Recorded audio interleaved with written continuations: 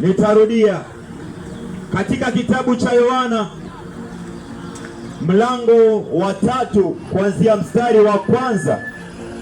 Maandiko yanatuonyesha jinsi ambavyo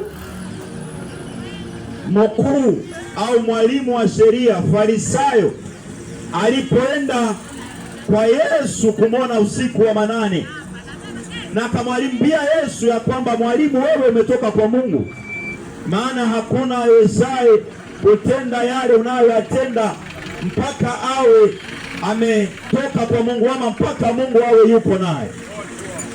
Lakini Yesu alipomwangalia Nikodema, maandiko yanasema ya kwamba alimwambia, amini nakuambia, hakuna atakayeuona ufalme wa mbingu mpaka akaweze kuzaliwa tena. Hilo jambo lilimsumbua Nikodema, maana maandiko yanasema alijiuliza, inakuwaje mtu mzima kama mimi kurudi tumboni mwa mama yangu na nikazaliwa tena?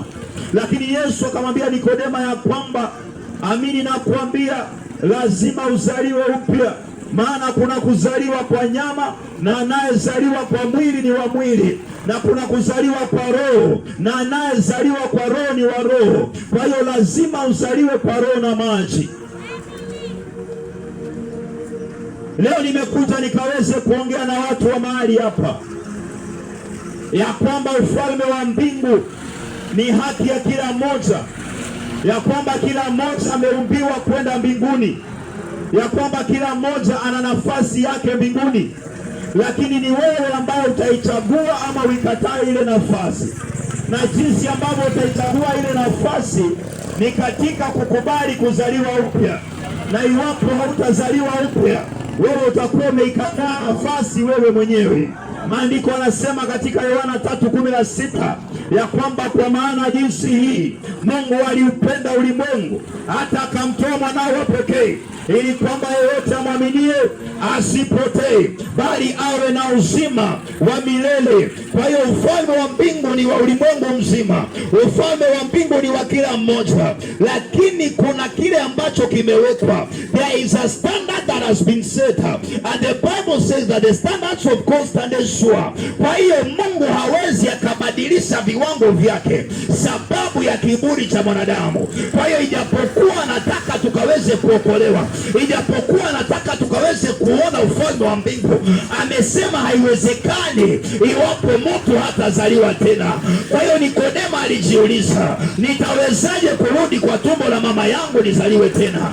The same way some of you now unanisikiliza na unasema, nitarudi aje kwa tumbo la mama yangu na nizaliwe tena?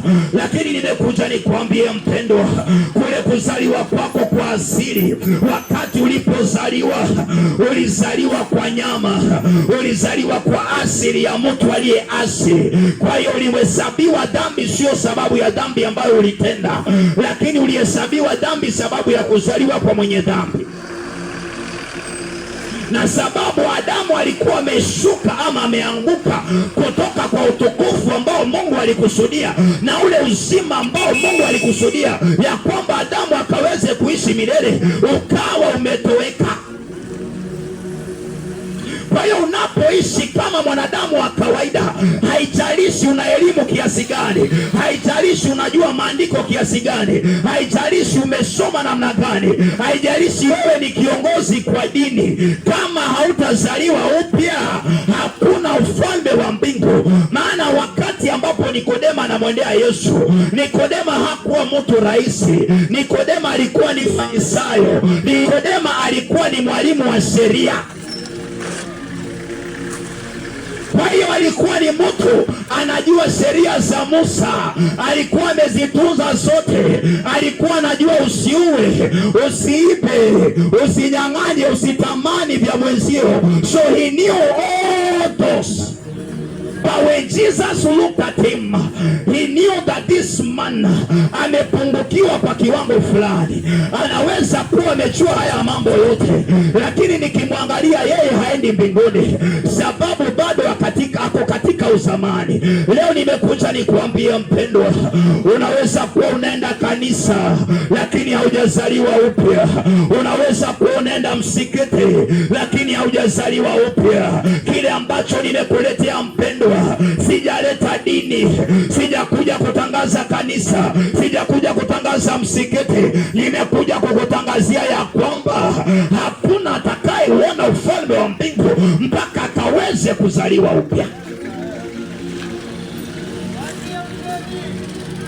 Uko mahali pale na unanisikiliza, unasema mbona nisiurithi ufalme wa mbingu? Unasema mimi ni mtu mkamilifu, unasema nimetenda kila lililo jema, mbona nisione ufalme wa mbingu?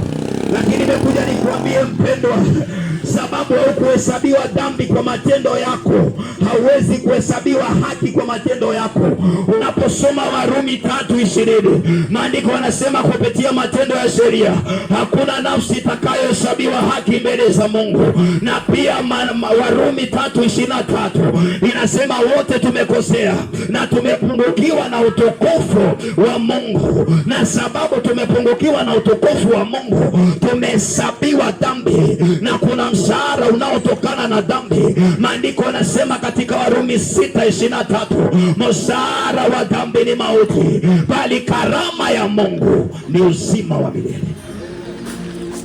Kwa hiyo haijalishi ni jambo gani jema unatenda, labda unasaidia yatima, labda unasaidia wasiojiweza, labda wewe ni mtu na moyo mzuri sana, hivyo vyote ni vizuri, lakini havikupi ufalme wa mbingu.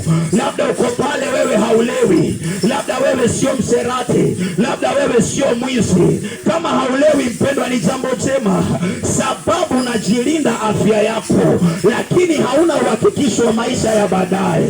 Labda uko pale mpendwa, wewe sio mserati, ni vizuri maana unatunza familia yako, ni vizuri maana unatunza afya yako, lakini hauko secure for the life to come.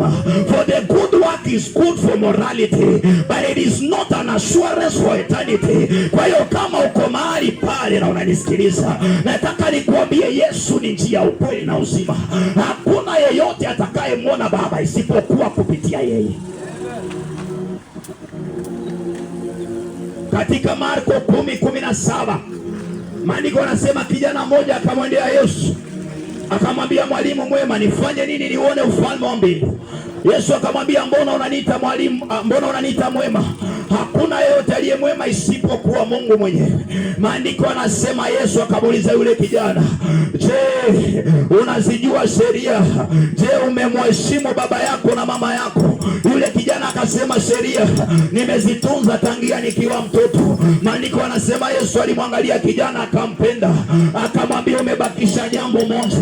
Akasema, nenda ukaweze kuuza mali zako zote na hizo pesa upeane kwa maskini, alafu jiwekee hazina mbinguni. Maandiko yanasema kijana aliposikia akakasirika sana, maana alikuwa na mali mingi. Alikasirika sababu Yesu alimwambia, nenda ukauze mali zako unifuate. Kijana alikuwa na mali nyingi, lakini mali hazingemnunulia ufalme wa mbingu. Katika utajiri wake alikuwa anatamani jinsi ambavyo atajipata mbinguni. Na Yesu alipomwelezea nenda ukauze mali zako nifuate, alikataa kumfuata Yesu pasipo kujua ya kwamba Yesu kusema nifuate ni kumaanisha mimi ndio njia. Umekuja kuuliza ni vipi utafika mbinguni. Nimekuambia uifuate njia iliyo ya kweli, lakini umekataa. Leo nataka niongee na mtu mahali hapa. Huenda mimi sio wa kwanza kukuhubiria, huenda umehubiriwa kwa muda mrefu, lakini nataka nikuambie mpendwa ya kwamba usiendelee kupostpone, usiendelee kupuuzia, maana kama usipozaliwa tena hautauona ufalme wa mbingu. Yesu anasema niamini amekombolewa, bali yule asiyeniamini amejihukumu yeye mwenyewe. Kama nilivyoambia, mbingu ni mwaliko ambako kila mtu amealikwa, na Mungu anatamani kila mmoja akaurithi ufalme wa mbingu. Lakini japokuwa anatamani, hawezi akakulazimisha, maana umepewa nafasi ya kuamua na kuchagua kile ambacho unataka. Kwa masikitiko ya wengi wamechagua mauti, wameacha uzima.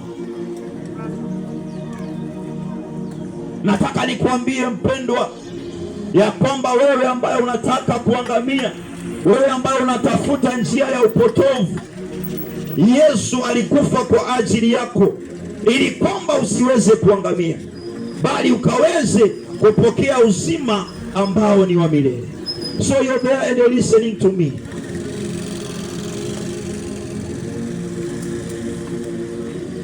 Nitarudia. Hakuna atakayemwona Baba, hakuna atakayeurithi ufalme wa mbingu mpaka azaliwe tena. Kuna kuzaliwa kwa nyama, kuzaliwa kwa mwili, na aliyezaliwa kwa mwili ni wa mwili, na kuna kuzaliwa kwa roho, na aliyezaliwa kwa roho ni wa roho. Na maandiko yanasema mwili na damu haviwezi kurithi ufalme wa mbingu. Mwili na damu haviwezi kurithi ufalme wa mbingu. Kwa hiyo kama hujaokoka, wewe bado uko katika mwili. Haijalishi unafanya matendo gani, wewe bado uko katika uzamani, ule uhalisia ama ile asili ambayo ilianguka, asili ambayo ilitenda dhambi. Unahitaji Yesu akufanye upya.